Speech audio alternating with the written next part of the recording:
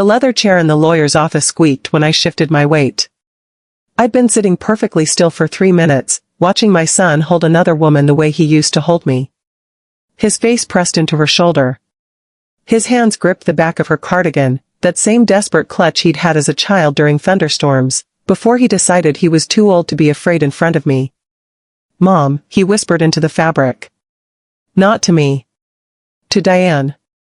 Her hand went to his hair automatically, fingers threading through it with the kind of practiced comfort that comes from repetition. From being there. She looked at me over his head, her eyes wet, and I waited for shame or defiance or guilt. Instead, I saw something worse, resignation. Like she'd known this moment was coming and had already made peace with it. The lawyer, Whitmore, his name was Whitmore, cleared his throat. He'd been doing that a lot since we sat down. Little nervous sounds that filled the spaces where someone should have been crying. I wasn't crying. As I was saying, Whitmore continued, his finger tracing a line on the document in front of him, per the will dated March 14th, the house, the life insurance policy, and all remaining assets are bequeathed to Diane Foster, in gratitude for her devoted care during his final years. Someone's phone buzzed. Mine. I didn't check it. Probably the restaurant asking if I could cover another shift. I'd quit 3 days ago, the morning after the funeral, but they kept calling anyway. I should have felt rage. That's what they were waiting for. Whitmore's shoulders were braced like he expected me to lunge across the desk. Diane had gone very still in that way people do when they're preparing for impact. My son finally pulled back from her, his face blotchy, watching me with his father's eyes. I felt tired. When did he write that? My voice came out steady. Flat. Whitmore glanced at the paper like he hadn't just read it out loud. March 14th of last year. 14 months ago. He had it notarized at the hospital during one of his stays. 14 months ago, I was working doubles at the restaurant and covering the graveyard shift at the call center on weekends. Sleeping 4 hours a night. Eating standing up over the sink because sitting down meant I might not get back up. Someone had to pay for the experimental treatment his insurance denied. Someone had to keep the lights on while Diane sat by his bedside reading mystery novels and making soup from scratch. She did love him. I knew that. You can't fake 3 years of patience with someone who's dying by degrees, someone who's frightened and angry and losing pieces of himself in ways that make him cruel to the people trying to help. You can't manufacture that kind of steady presence. And my son loved her. That was real too. She'd been there for every crisis I'd missed while I was working. Every nightmare, every bad grade, every moment he needed someone and found her instead of an empty house. I was at work. Always at work. Holding our lives together with both hands while the two of them built something I wasn't part of. You knew, I said to Diane. It wasn't an accusation. Just a fact that needed confirming. She nodded once. The tears spilled over, tracked down her cheeks, but she didn't look away. He asked me not to tell you. He said you'd try to change his mind. Would I have been wrong to? She had the grace not to answer. My son's chair scraped against the floor. You weren't there, Mom. I looked at him. 17. His father's jaw, my nose, and a certainty in his grief that made him cruel in the way only children can be cruel, because they don't know yet how much words cost. You were never there, he said. Each word deliberate. Aimed. They landed exactly where he intended. I felt them hit, felt the old familiar ache that had lived in my chest for 3 years bloom wider. You're right, I said quietly. I wasn't. I opened my purse. The leather was cracked at the corners from being shoved into lockers, onto car seats, under restaurant counters. My fingers found the envelope immediately. I'd put it there 3 days ago, the morning I found it, and hadn't taken it out since. I'd had 72 hours to decide if I'd use this. What's that? Whitmore asked. My hand rested on the envelope. The paper was smooth, expensive.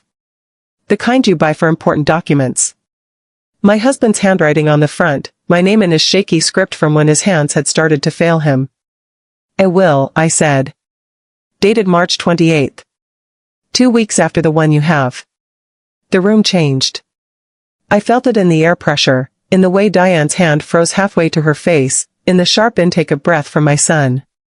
Whitmore reached across the desk. "Where did you find this?" "In his nightstand. In a copy of The Maltese Falcon. The mystery novel Diane was reading to him." I didn't say. "I found it at 2 in the morning when I couldn't sleep, when I went to his side of the bed because sometimes the smell of his pillow was the only thing that felt real." I didn't say. "I'd been avoiding that room for weeks because every object in it was a reminder of my failure." Whitmore opened the envelope. His eyes moved across the page. His expression shifted, eyebrows drawing together, mouth tightening. "This reinstates you as primary beneficiary. It's properly witnessed and notarized." "No." My son's voice cracked. He stood up, his chair hitting the wall behind him. "He wanted Diane to have it. He told me. He said she deserved everything because she was there when we needed her and you." "She does deserve it," I interrupted. Everyone stopped. I looked at Diane. Really looked at her. She was 53, younger than me by 6 years. No wedding ring. No children of her own. She'd moved into our house, into our lives, and made herself essential in the way water is essential. Quiet. Constant. Easy to forget until it's gone. "She deserves everything we can give her," I said. "Which is why you're staying in the house as long as you need. Rent-free. And you're getting $100,000 from the life insurance. For everything you did. Everything I couldn't."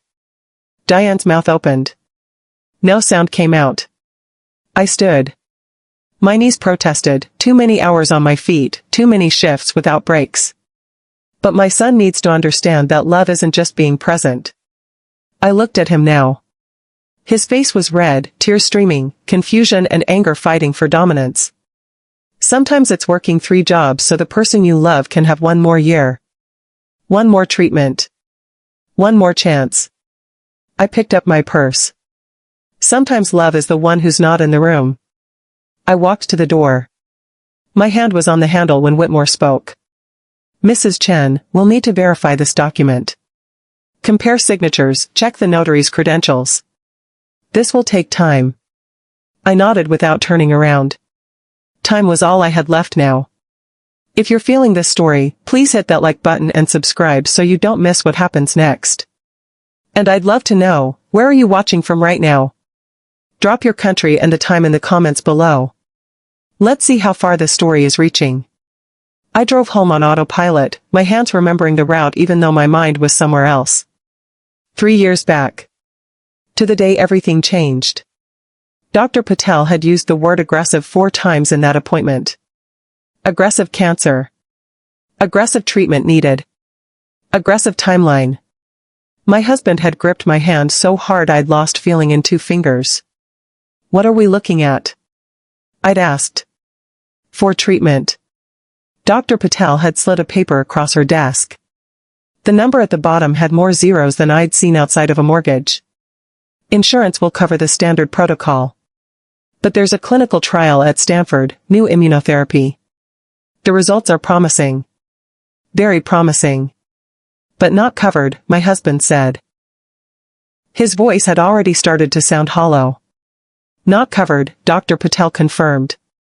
I'd worked the numbers that night at the kitchen table. Our savings would cover maybe 3 months. I'd need to find another job. Maybe 2. My husband couldn't work anymore, the fatigue had already started, the pain that made him move like a much older man. That's when I'd found the ad. Live-in caregiver needed. The agency had sent 3 candidates. Diane was the second. She'd arrived in a navy blue cardigan and practical shoes, her resume printed on cream paper. 15 years of experience. References that called her patient, compassionate, a godsend. She was soft-spoken, the kind of person who listened more than she talked. My husband had liked her immediately. "She seems kind," he'd said after she left. "She does. You're sure we can afford this?" I wasn't. But I was sure I couldn't be in 2 places at once, and the experimental treatment wasn't going to pay for itself.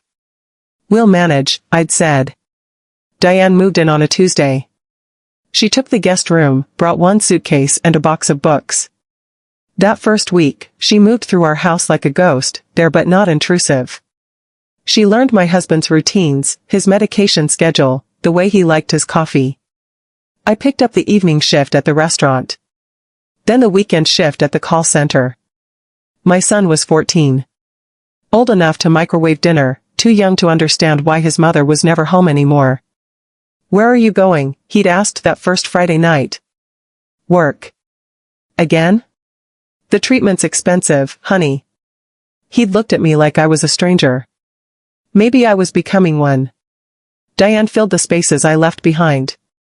I'd come home at midnight to find the kitchen clean, leftovers in containers with my name on them. Notes in her neat handwriting, "He had a good day. Ate well. Pain level 4 out of 10. I was grateful. God, I was so grateful. When did gratitude curdle into something else? Maybe it was the night I came home and heard laughter from the living room. Real laughter, the kind my husband hadn't managed in months. I'd stood in the doorway and watched him and Diane playing cards, some complicated game I didn't know the rules to. My son was watching them, smiling. "Mom's home," he'd said. Not excited. Just factual. The laughter had stopped. Or maybe it was the evening I'd rushed home between shifts and found them watching a movie. Casablanca. My favorite. The one my husband and I had watched on our first anniversary. Diane was in my spot on the couch. The worn corner where the cushion dipped from 15 years of my weight. "Sorry," she'd said, starting to move. "No, it's fine. Stay. I'm just grabbing dinner." I'd eaten standing at the counter, watching the back of her head where mine should have been. My son had sat between them, sharing popcorn from a bowl in Diane's lap. But the memory that stuck, the one that played behind my eyes every time I closed them, happened 6 months after Diane arrived. I'd gotten off early. Some problem with the restaurant's gas line. I'd driven home thinking maybe we could have dinner together, the three of us. Maybe I could remember what my own life felt like. I'd walked in quietly, they hadn't heard the door. Diane was reading to my husband. He was propped up on pillows, his eyes closed, and she sat in the chair I'd bought for nursing our son 17 years ago. Her voice was steady, calm. The Maltese Falcon. His favorite. His hand rested on the arm of her chair. Her hand covered his. I must have made a sound. His eyes opened. He saw me. He let go of her hand. But not quickly. Not quickly enough. The memory dissolved when I pulled into the motel parking lot. I'd been living here since the funeral. Couldn't go back to the house, Diane's house now, according to that first will. Room 14 smelled like industrial cleaner and someone else's cigarette smoke. I dropped my purse on the bed and stared at the cardboard box I'd brought from the house. My husband's files. Insurance papers, medical bills, bank statements. I'd grabbed them without thinking, some instinct that told me to document, to save, to keep records of the life we'd had. I opened the box. The medical bills came first. Mountains of them. I'd been paying these for 3 years, sending checks every month, watching the numbers climb. Except when I spread them across the floral bedspread, something looked wrong. The balance. It was lower than it should have been. Significantly lower. I pulled out my phone and opened the banking app. Our joint account, the one we'd opened 20 years ago, the one that had funded our whole life together. I scrolled through the transaction history. Transfers. Dozens of them. Small amounts at first. $500. 1,000. Then larger. 5,000. 10. All marked medical, authorized. I didn't remember authorizing these. My hand started shaking. I pulled out the paper statements from the box, the ones the bank still mailed because my husband had never trusted doing everything online. I went through them one by one, matching transfers to dates. They started 18 months ago. Right after my husband's condition worsened. Right after I'd taken the third job. Every transfer had 2 signatures required for amounts over $1,000. His signature was there, that shaky scrawl that had gotten worse as his hands failed. and a witness signature. Required by the bank for large transfers from joint accounts when only one party was present. Diane Foster. Every single one. I sat on the bed, statements scattered around me like evidence of something I couldn't quite name yet. The transfers were legal, his signature, a witness, all above board. But I was his wife. Why hadn't anyone called me? Why hadn't he told me? I picked up my phone and called the bank. First National, this is Derek, how can I help you? This is Sarah Chen. I have questions about some transfers from my joint account. Typing sounds. Account number? I gave it to him. What can I help you with, Mrs. Chen? There are transfers here I don't remember approving. Large ones. I need to know who authorized them. More typing. I'm showing these were all done in person at our downtown branch. Account holder present with witness signature. That's standard protocol for. I'm the account holder. I was never there. A pause. It shows your husband, David Chen, as the primary on these transactions. You're the joint holder. He has authorization to make transfers without your presence as long as there's a witness signature for amounts over 1,000. Who was the witness? Let me check. Diane Foster. She witnessed all of these. I closed my eyes. And no one thought to call me? Ma'am, with a valid witness signature, there's no requirement. I hung up. The room was too quiet. I could hear the ice machine down the hall, someone's television through the wall. I looked at the statements again, at all those transfers. Where had the money gone? I pulled out my laptop and logged into the account online. It took 20 minutes of searching, following the trail of transactions, but I found them. The money had gone to a separate account. One I didn't have access to. An account opened 14 months ago. In my husband's name only. I sat back. He'd been moving money. Significant amounts. Creating a separate account I knew nothing about. Why? I thought about the will Whitmore had read. The one leaving everything to Diane. Dated March 14th, the same month that separate account had been opened. My phone was in my hand before I decided to pick it up. I scrolled through the settings, looking for our shared phone plan. My number, my son's number, and my husband's old number. The one that had been disconnected after he died. I clicked on his number. Went to the account details. He'd changed the password 8 months ago. I'd never noticed because I'd had no reason to check his phone. We trusted each other. I called the phone company. 15 minutes and 2 security questions later, I had access to his records. The call log was normal. Doctor's offices, the pharmacy, a few calls to his brother in Phoenix. But the text messages. There was a number that appeared hundreds of times. Starting a year ago, increasing in frequency over the months. The most recent was dated 3 days before he died. I didn't recognize the number. I clicked on the last message. Unknown number to my husband, asterisk, thank you for showing me what I was missing. Asterisk. My husband's reply, asterisk, I never knew it could be like this. Asterisk. I stared at the screen until the words blurred. Then I called the number. It rang 4 times. Voicemail picked up. Diane's voice, asterisk, you've reached Diane Foster. Please leave a message. Asterisk. I hung up. Outside, someone's car alarm went off. It wailed for 30 seconds before stopping, leaving behind a silence that felt like accusation. I looked at the messages again. Hundreds of them. A whole conversation I'd never been part of. A whole relationship built in the spaces between my shifts, in the hours I spent keeping us afloat. My husband and Diane. Texting like teenagers. Like people who had something to hide. I scrolled up to the earliest messages. From a year ago. Diane, I'm here whenever you need to talk. My husband, she's always working. I know it's for me, but I'm so alone. Diane, you're not alone. I promise. I closed my eyes. When I opened them, I started reading. All of it. Every message. Every secret. Every moment of my marriage falling apart in real time. I read until 3 in the morning.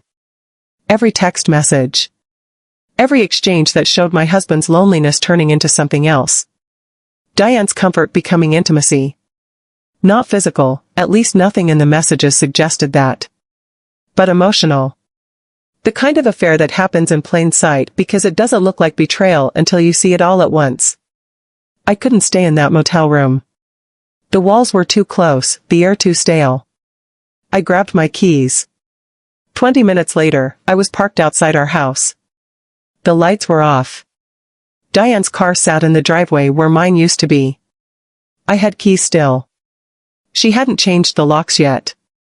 I let myself in quietly. The living room looked the same but felt foreign. Someone had moved the throw pillows. The blanket on the couch was folded differently. Small changes that marked territory. I went upstairs. My son's door was closed. I pressed my hand against it for a moment, then moved past. Diane's door, the guest room, was closed too. I heard nothing. Either she was asleep or pretending to be. Our bedroom door was open. I stood in the doorway. The bed was made with the same sheets I'd put on it a month ago. Nobody had slept here since he died. Diane hadn't claimed the space yet. I stepped inside and closed the door. His nightstand was exactly as he'd left it. Reading glasses. Chapstick. A water glass with a faint ring of dust inside. And the book. The Maltese Falcon. Diane had been reading it to him when I'd walked in and seen their hands touching. I'd never asked him about that moment. Never confronted what I'd seen. I'd just worked more hours, stayed away longer, let the distance grow until it felt permanent. I picked up the book. The cover was worn, pages dog-eared. He'd owned this copy since college. I opened it, not looking for anything in particular. Just touching something his hands had touched. An envelope fell out. It landed on the bed face up. My name in his handwriting. The shaky letters from the last months when the tremor had gotten bad. I sat down. The envelope was sealed. Cream-colored, expensive. The kind you use for important documents. I opened it carefully, my fingers numb. 2 pieces of paper inside. The first was typed, formal. Last will and testament. Dated March 28th, 2 weeks after the will Whitmore had read to us. I scanned it quickly. My name is primary beneficiary. The house, the life insurance, everything. Back to me. The second page was a letter. Handwritten. Dear Sarah. I don't know if you'll find this. I'm giving it to Diane to make sure you get it after I'm gone. She promised she would. I trust her. My hands tightened on the paper. I need you to know I wrote another will 2 weeks ago. I was angry. So angry at you for never being here. For choosing work over me, over our son. Diane helped me understand how abandoned I felt. She was there for everything, every bad night, every moment of fear. And you weren't. So I left everything to her. I wanted to punish you. I wanted you to feel what it's like to lose everything. But last week something happened. I asked you about the savings account. Remember? You looked confused, said you'd moved that money to a treatment fund. That you'd been building it for months with overtime money. I didn't know. I thought you were just working because you didn't want to be home. Because being with a dying man was too hard. Diane told me you were planning to leave after I died. That you'd talked to a divorce lawyer. That you were just waiting it out. I stopped breathing. So I asked you about it. You had no idea what I was talking about.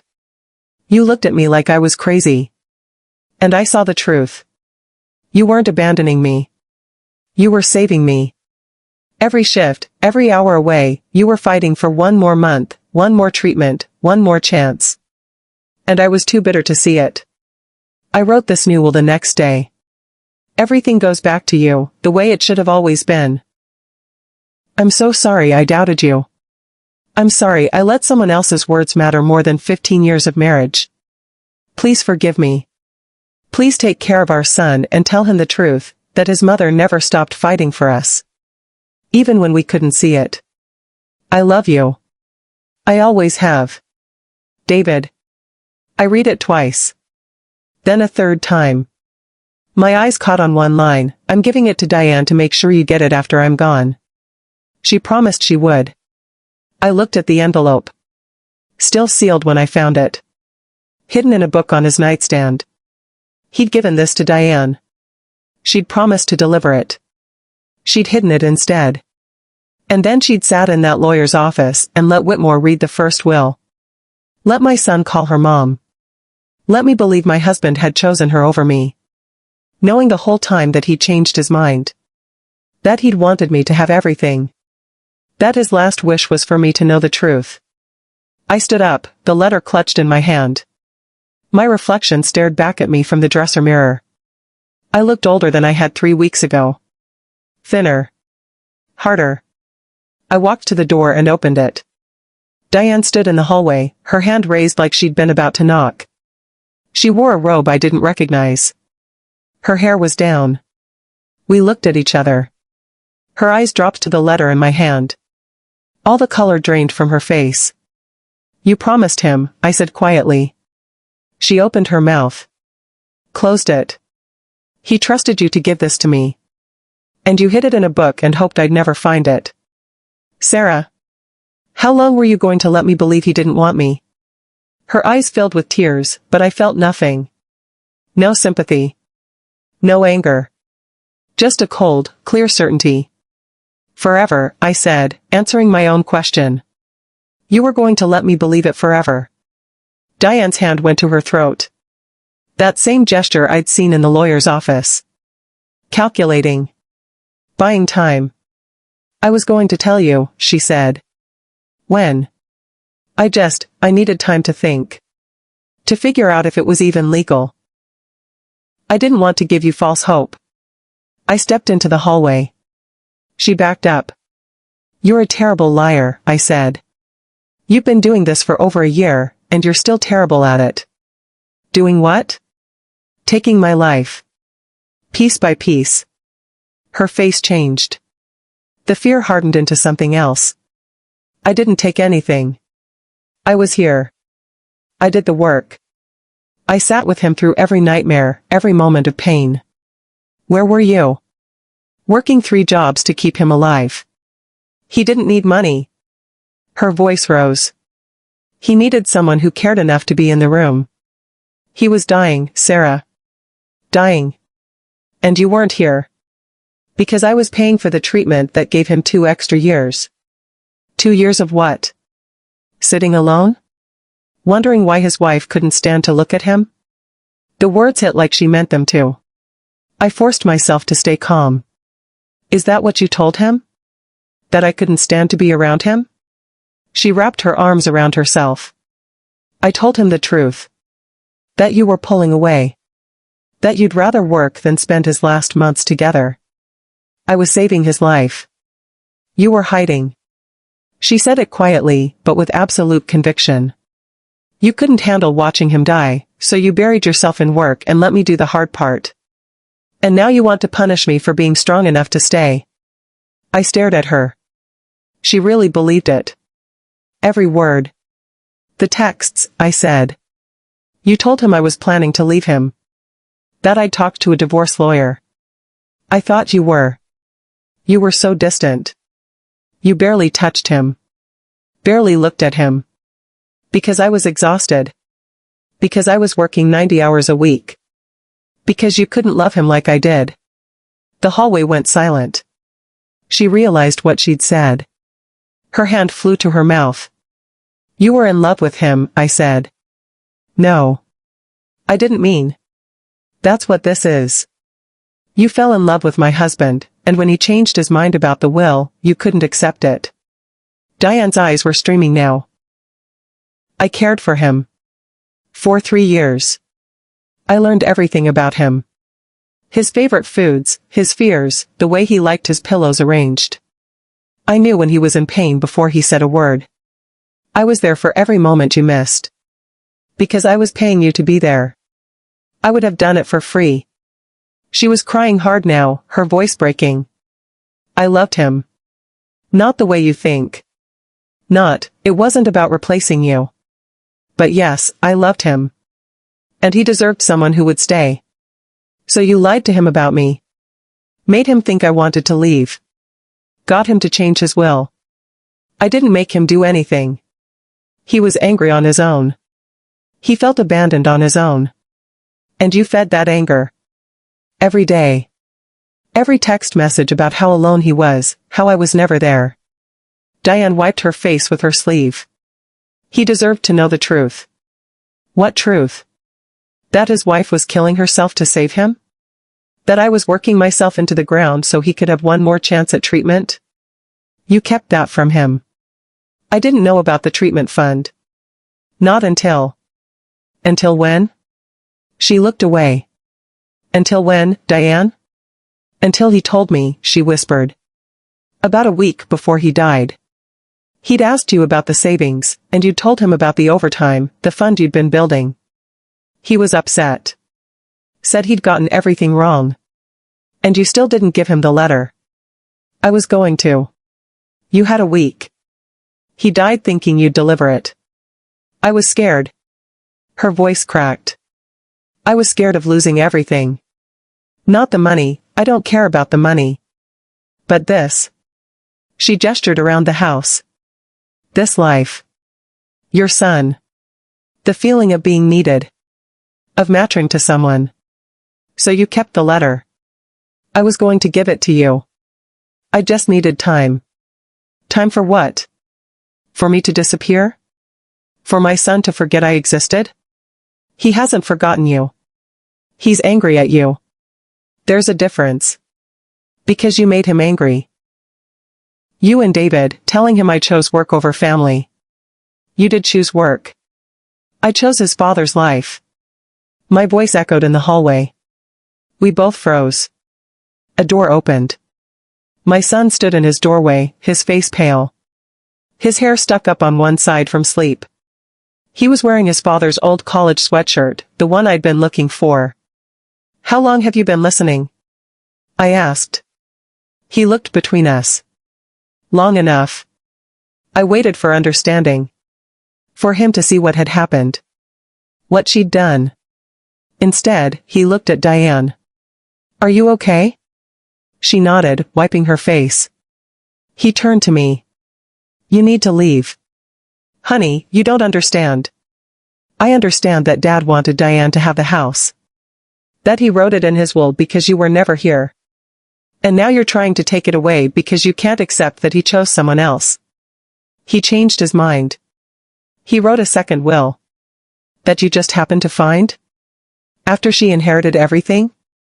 The skepticism in his voice felt like ice water. It's real. It's dated 2 weeks after the first one. Your father asked Diane to give it to me, and she hid it instead. My son looked at Diane. Is that true? She hesitated. I was going to give it to her. I needed to make sure it was legal first. See? My son's jaw set. She was being careful. Making sure everything was done right. And you're acting like she committed a crime. She lied to your father. Told him I was leaving him. Were you? His voice was cold. Because from where I stood, you were never here. You missed everything. Every hospital visit, every bad night. She was here. She took care of him. She took care of me. Because I was working to pay for his treatment. You keep saying that like it makes up for everything. It doesn't. He stepped closer to Diane, his shoulder almost touching hers. A unit. Against me. I think you should go, he said. This is her house now. Dad wanted her to have it. He changed his mind, I repeated. The second will. Proves nothing. You probably forged it. The accusation hung in the air between us. My son believed I was capable of that. Of forging my dead husband's will. His eyes held no doubt. No question. He'd already decided who I was. And I was the villain. I left the house. Got in my car and sat in the driveway for 10 minutes, my hands on the wheel, not going anywhere. My son thought I'd forged the will. The person I'd carried for 9 months, nursed through colic and ear infections and nightmares, worked myself to exhaustion for, believed I was capable of forging his father's last wishes. I drove back to the motel. Lay on the bed fully clothed. Stared at the ceiling until the sun came up. At 8 o'clock, I called a lawyer. Not Whitmore. Someone else. Someone who didn't know Diane or my husband or the story everyone had already decided was true. Patricia Vance worked out of a small office downtown. She had gray hair and read the second will twice before speaking. "This looks legitimate," she said finally. "The signatures match what I'm seeing from the first will. Different notary, but that's not unusual. We'll need to verify with the notary's office, get authentication, but my initial assessment is that this is valid." "How long will that take?" "A few days. Maybe a week." She looked at me over her reading glasses. "But you should know, even if it's real, your son and the other party can contest it. They can claim undue influence, that you coerced your husband, that he wasn't of sound mind. He was dying. But he was clear-headed. Can you prove that?" I thought about it. The notary would have verified his mental state. "Good. We'll get their testimony." She made a note. "Anything else I should know about? Any other complications?" I pulled out my phone. The texts. Between my husband and Diane. I'd screenshotted them all. Hundreds of messages. I handed her the phone. Patricia scrolled slowly. Her expression didn't change, but I saw her jaw tighten. "This is the caregiver?" "Yes." "And this is her personal number?" "Yes." She kept scrolling. Stopped. "Read something twice." "Mrs. Chen, do you know what this says?" "Which one?" She turned the phone toward me. "A text from 11 months ago. Diane, I overheard her on the phone yesterday. She was talking about options after you're gone. Sounded like she was planning ahead." "My husband, planning what?" "Diane, I don't know. Maybe I misunderstood. I just thought you should know she's thinking about life without you already." I felt sick. "I never had that conversation," I said. "I never talked to anyone about after. I couldn't even think about it." Patricia kept scrolling. "There's more." She showed me another one. 2 weeks later. "Diane, she mentioned a lawyer's name today. Freeman, I think? When you were sleeping. She didn't know I could hear." "My husband, what kind of lawyer?" "Diane, I don't know. I'm probably wrong. Forget I said anything." "My husband, no, tell me." "Diane, I think it might have been a divorce attorney." I looked up the name. "But I'm sure I misheard." "Freeman is my dentist," I said. My voice sounded far away. I was making an appointment. Patricia's expression was carefully neutral. She was lying to him. She was making me sound like I was leaving him. Planning a divorce while he was dying. It certainly reads that way. I felt something break open in my chest. He believed her. He died believing I wanted to leave him. Not quite. Patricia scrolled further. "Look at this one." It was dated a week before my husband died. The day he'd asked me about the savings account. My husband to Diane, if she's really planning to leave, then why is she working 3 jobs? Why build a treatment fund? Diane, maybe guilt? Or maybe she's just securing her future. Getting money before the divorce. My husband, that doesn't sound like Sarah. Diane, people change when money's involved. You know that. Patricia kept scrolling. "Here," she said. "This is the day he signed the first will. My husband to Diane, if she's really leaving, then I don't owe her anything. Right? Diane, you don't owe her guilt. You owe yourself peace. Leave it to someone who'll actually appreciate it. Who was actually here. My husband, I'm going to change the will. Diane, I think that's wise. You deserve to protect yourself." I couldn't breathe. The air in the office felt too thick. "She didn't just lie to him," I said. "She convinced him to disinherit me." "It appears that way, yes. Patricia scrolled to the end of the thread. There's one more. The night before he wrote the second will. She handed me the phone. My husband to Diane, I asked Sarah about the divorce lawyer. About Freeman. She had no idea what I was talking about. Said Freeman is her dentist. She looked confused, not guilty. A long pause in the messages. Several hours. Then, what did you do? Diane never responded. The next message was from my husband the following morning, we need to talk. That was the last text in the thread. He'd figured it out. Finally understood what she'd done. And then he'd written the second will. Patricia set down the phone. Mrs. Chen, this is evidence of manipulation. Possibly fraud. The first will was created under false pretenses, based on lies this woman told your husband. Can we use it? Absolutely. This strengthens your case considerably. It shows motive and intent to deceive. I looked at the messages again. At Diane's careful manipulation. The way she'd planted seeds, watered them, watched them grow into my husband's anger. She hadn't just taken my place. She'd erased me. Turned me into someone unrecognizable. A wife who'd abandoned her dying husband. A mother too selfish to care. And when my husband had finally seen through it, when he'd tried to make it right, she'd hidden the proof. Patricia said the verification would take a week. I had nothing to do but wait. I tried calling my son. He didn't answer. I texted. He read them, I could see the read receipts, but never responded. On the third day, I drove to his school. Waited in the parking lot until classes let out. I saw him emerge with a group of friends, backpack slung over one shoulder. Daniel, I called. He saw me. Said something to his friends.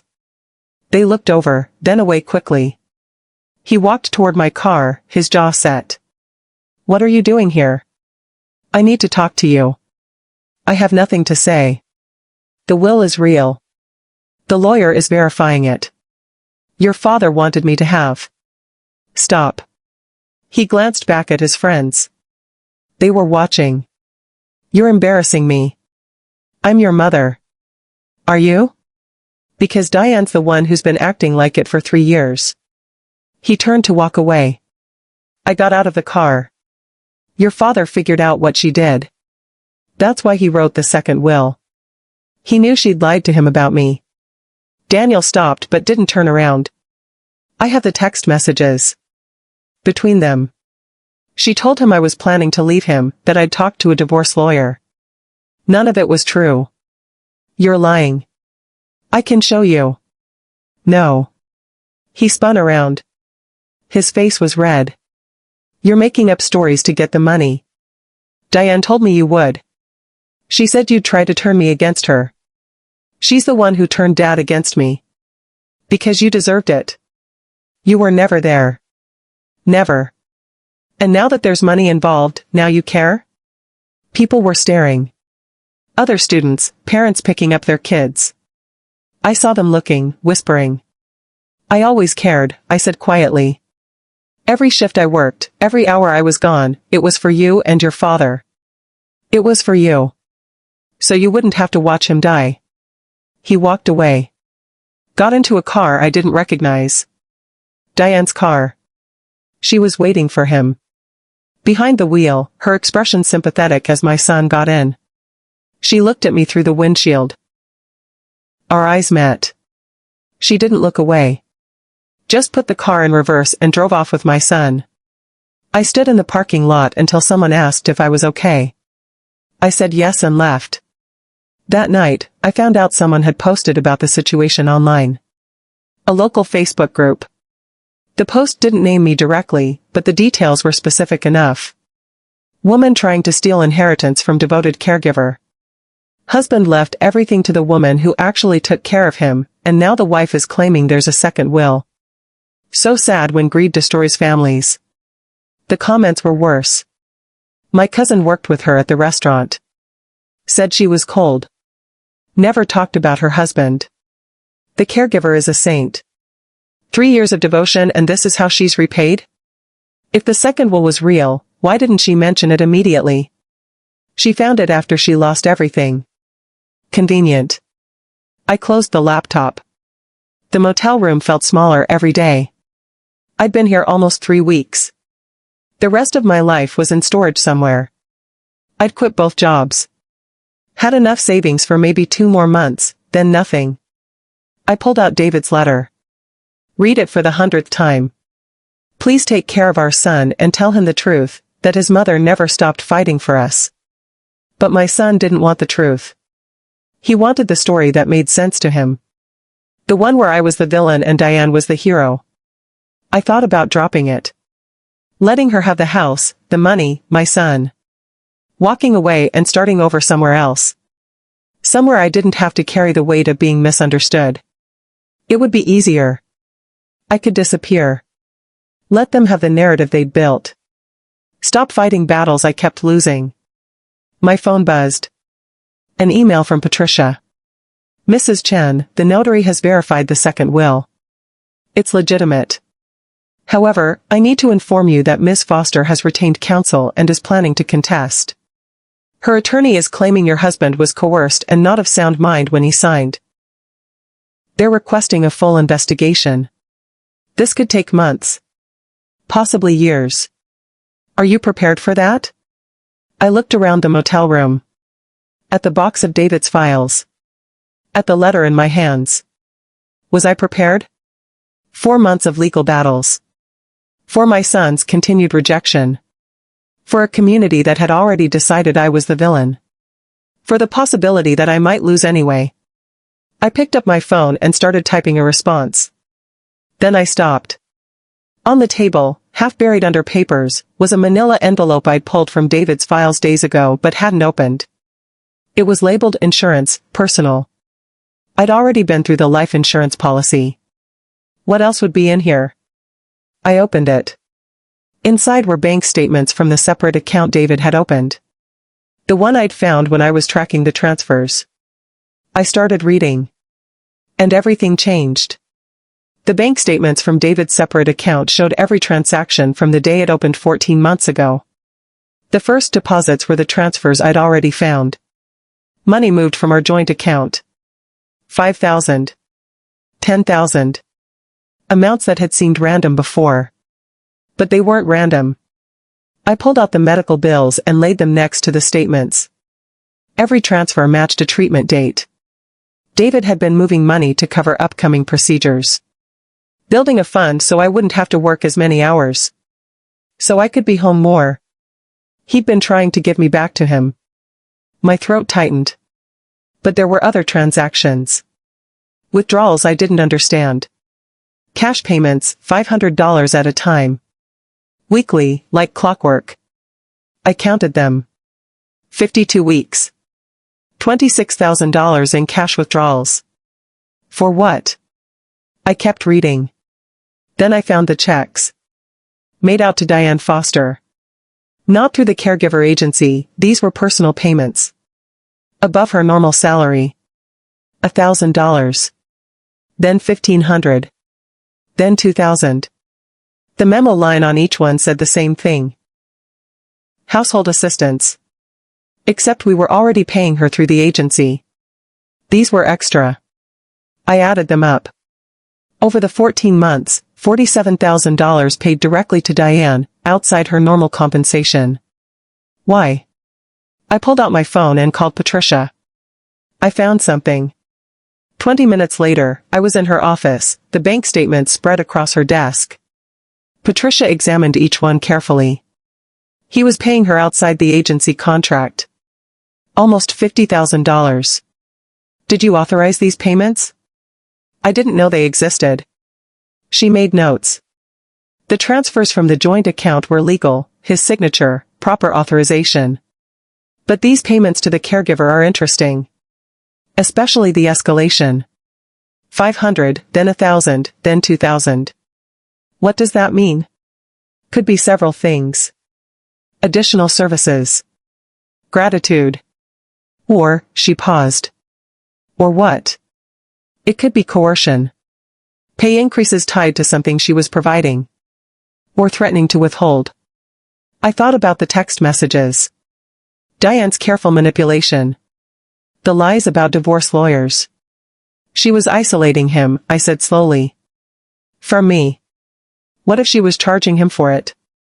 Patricia looked at me. Explain. The payments increased around the same time the texts got worse.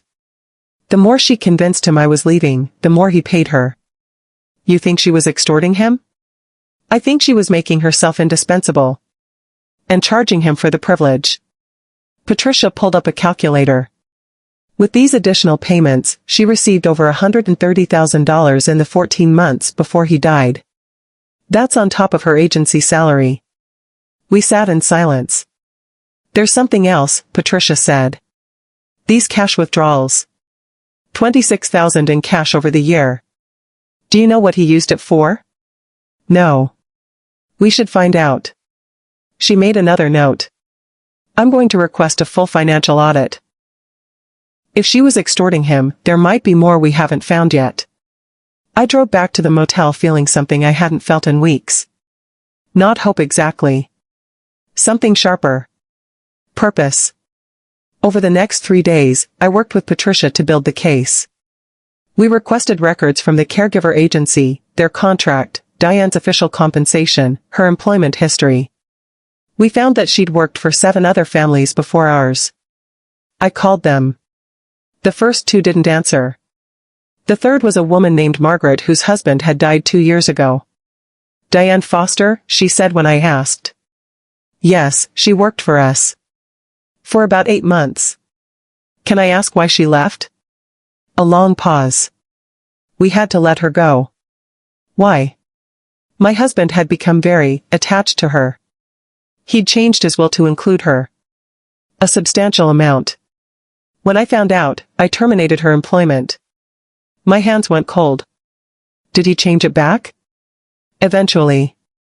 After she was gone and I showed him some things she'd been saying. Lies she'd told him about me. What kind of lies? That I was having an affair. That I was only staying with him for his money. That I'd be relieved when he died. Her voice shook.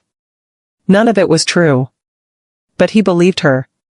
For months, he believed her over me. I closed my eyes. I'm sorry. Why are you asking about Diane? I told her. Everything. When I finished, Margaret was quiet for a moment. Get her, she said. Get her for both of us. I called the other families. Found 2 more with similar stories. Diane cultivating relationships with dying patients. Isolating them from family members. Positioning herself to inherit. With one family, it had worked. She'd received $80,000 from the estate before the family contested. She'd done this before. We were her pattern. Patricia filed a motion to contest the first will based on fraud and undue influence. Attach the text messages, the financial records, the testimony from the other families. Diane's lawyer responded with their own filing. Claiming the second will was forged. That I'd manipulated a dying man. That my sudden appearance of evidence was suspicious. They requested a handwriting analysis. A full investigation. Fine. Let them investigate. I had nothing to hide. The hearing was scheduled for 6 weeks out. Patricia warned me it would be hostile. That Diane's lawyer would attack my character, my choices, my absence during David's final years. Can you handle that? She asked. I thought about my son. About David's letter. About 3 years of working myself to exhaustion while someone else poisoned the man I loved against me. Yes, I said. That night, I wrote my son one last letter. Told him everything I'd found. The other families. The payments. The pattern. I don't expect you to believe me now. But when this goes to court, the truth will come out. And I need you to hear it from me first, not from strangers. Your father loved you. He loved me.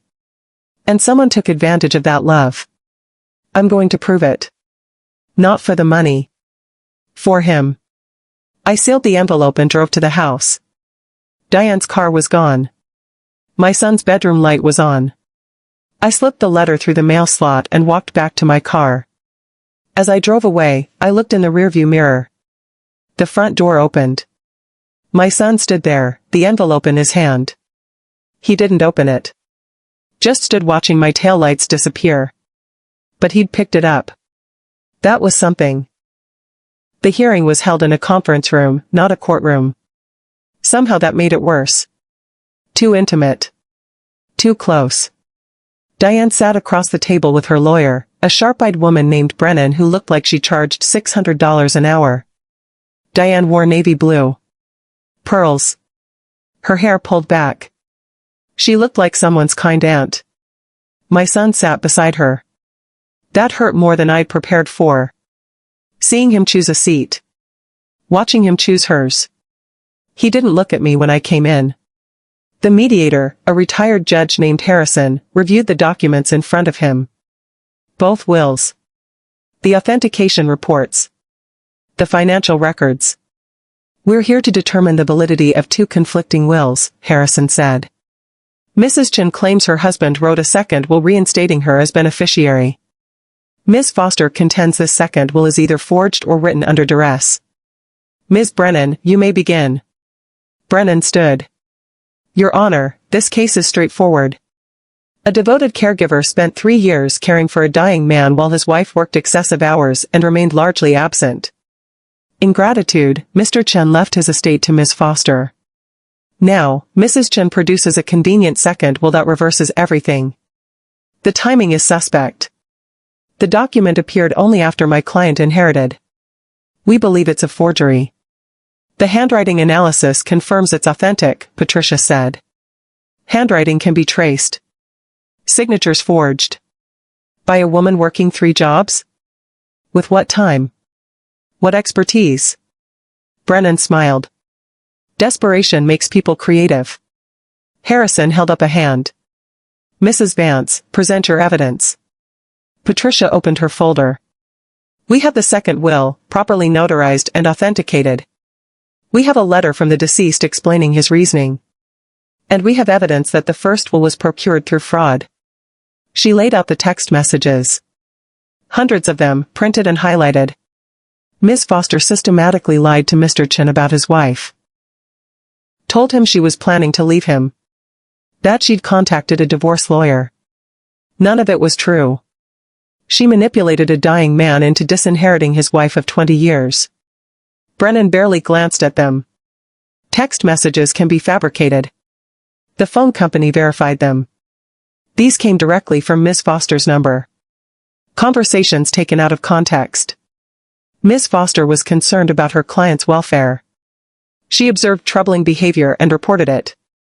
She invented behavior, Patricia said. Mrs. Chen never contacted a divorce lawyer. The lawyer Ms. Foster referenced was her dentist. Freeman. We have testimony from the dentist's office confirming Mrs. Chen's appointments. Brennan waved a hand. An honest mistake. Ms. Foster misheard. Multiple times? Over months? Each time escalating Mr. Chen's belief that his wife was abandoning him? Patricia pulled out the next document.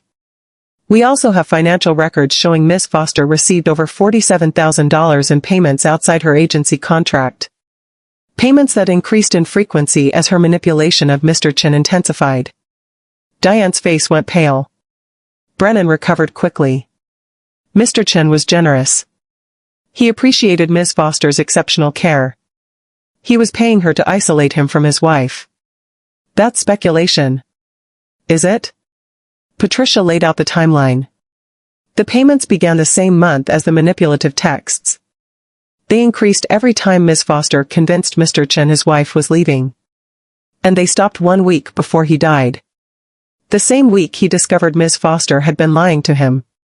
Harrison was reading the documents now, his expression unreadable. Patricia pulled out the final piece. We have testimony from 3 other families Ms. Foster worked for. In each case, she cultivated inappropriate relationships with dying patients.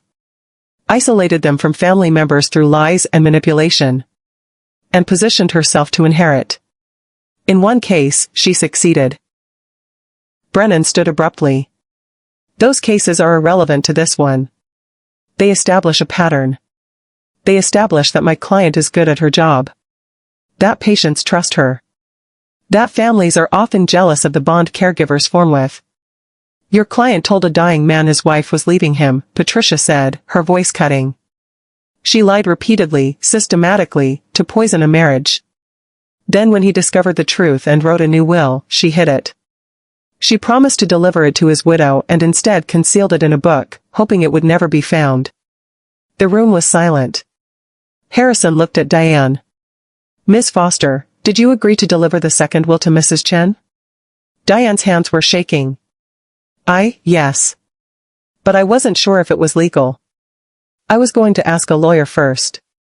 For 3 weeks? I was grieving. I wasn't thinking clearly. You moved into the house 3 days after Mr. Chen died. I had nowhere else to go. You had $47,000 in extra payments. You couldn't afford a hotel? Diane's lawyer put a hand on her arm.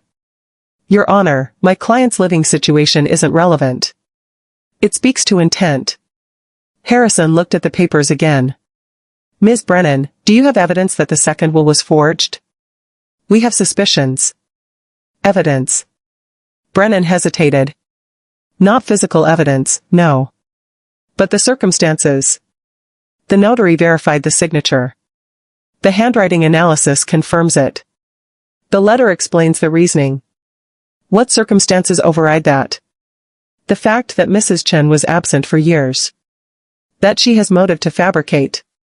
She has motive to contest, Harrison interrupted. Ms. Foster has motive to conceal. And according to these records, a history of manipulation.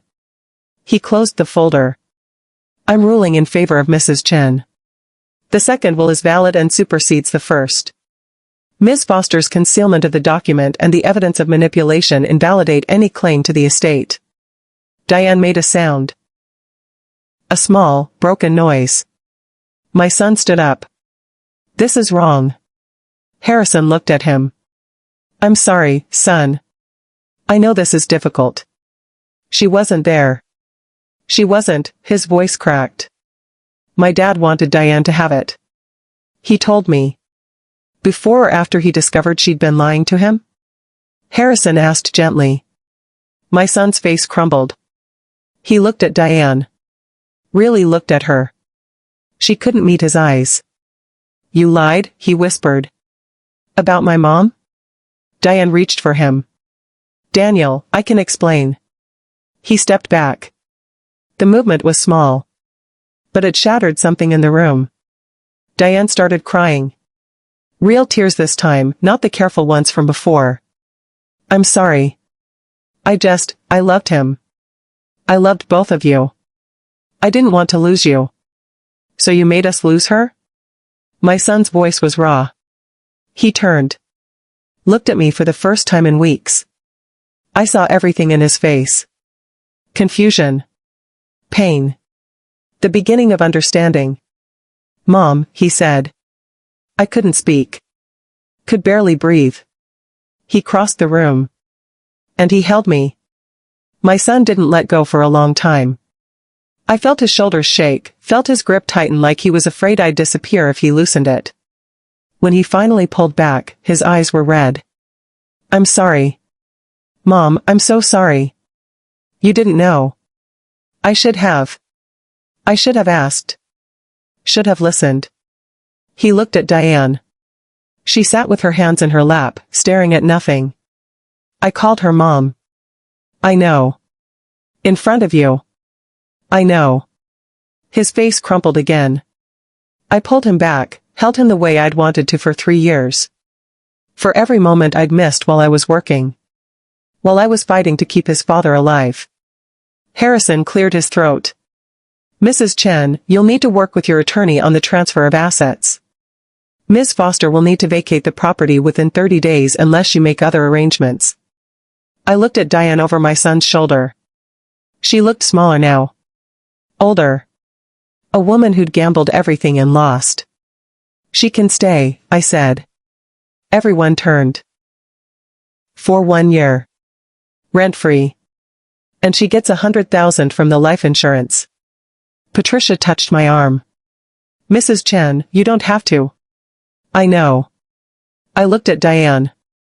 You did take care of him. For 3 years. You were there when I couldn't be. That deserves something. Diane's face was a mess of tears. I don't understand. You loved him. I believe that. You just loved him in a way that required him to hate me. And that's where you crossed the line. She nodded slowly. Broken. 1 year, I repeated. To figure out what's next. Then the house is mine. Brennan started to object, but Diane held up a hand. That's more than fair, she whispered. Thank you. We left the building together, my son and I. Patricia stayed behind to handle the paperwork. In the parking lot, Daniel stopped. Can I ask you something? Anything. Why did you never tell me? About working 3 jobs, about the treatment fund. I thought you just didn't want to be there. I didn't want you to feel the weight of it. You were dealing with enough, watching your father die. I wanted you to be a kid for as long as you could. I'm 17. I know. But you're still my kid. He was quiet for a moment. Diane told me you were ashamed of him. Of us. That you worked so much because you didn't want people to know your husband was sick. The lie sat between us. One more piece of poison she'd planted. I was never ashamed, I said. I was terrified. Of losing him. Of losing you. Of not being enough. You were always enough, Mom. The words broke something open in my chest. I'd been holding myself together for so long, I'd forgotten what it felt like to let go. I cried in the parking lot.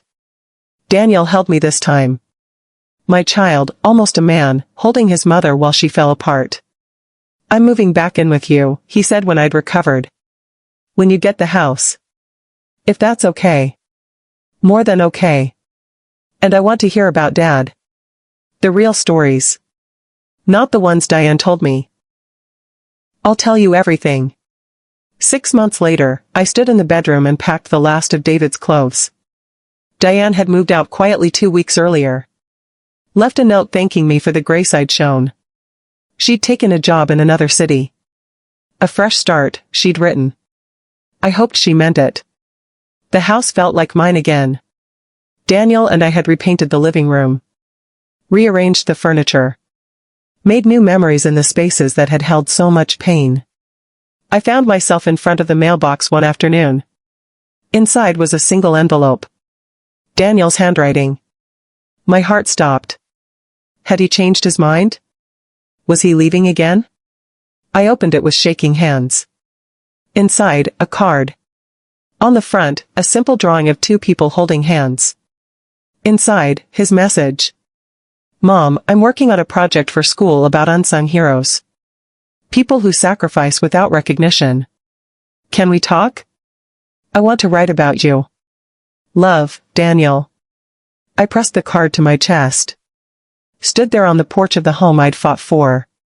For months, I'd thought this was about winning. About proving I deserved what David had left me. About revenge against a woman who'd tried to erase me. But standing there with my son's words in my hands, I understood. This was never about the house or the money. It was about being seen. Not as the woman who wasn't there. But as the woman who never stopped showing up, even when no one was watching. The woman who loved so fiercely she worked herself to exhaustion. Who chose sacrifice over presence because sometimes that's what love requires. David had seen it in the end. Written it in a letter I'd carry forever. And now my son saw it too. I went inside and called Daniel. I'd be honored, I said when he answered. We talked for 2 hours. About his father, about the treatments, about every shift I'd worked and why. He recorded it all, asking questions that showed he finally understood. When we hung up, I sat in the quiet house. Victory hadn't felt like I'd imagined. There'd been no triumph, no satisfaction in Diane's tears. Just the slow, painful work of rebuilding trust. Of learning that some battles aren't won in conference rooms. They're won in the quiet moment when the people you love finally see you. When they understand that love isn't always soft. Sometimes it's calloused hands and empty chairs and 3 jobs worked in the dark. Sometimes it's the one who's not in the room. And that's not revenge.